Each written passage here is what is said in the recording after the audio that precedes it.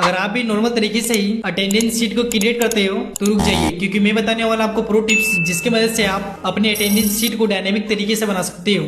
तो सबसे पहले आपको चले जाना है अपने गूगल शीट में। देन यहाँ पे आपको अपने सेल्स को सिलेक्ट करके चले जाना है इंसर्ट टैब में और चेक बॉक्स को क्लिक करके कुछ इस प्रकार से इंसर्ट कर लेना है। अब आपको सिंपली टोटल पे चले जाना है और is equal to count if type कर लेना है। देन ब्रैकेट ओपन करके चेक बॉक्स को सिलेक्ट कर लेना है और कोमा टाइप करके ट्रू टाइप कर लेना है। देन ब्रैकेट क्लोज करके एंटर प्रेस कर लेना है और डबल क्लिक करके ड्रैग कर लेना है। दैट्स इट, अब आपका डायनेमिक अटेंडेंस शीट बनके तैयार हो चुका है।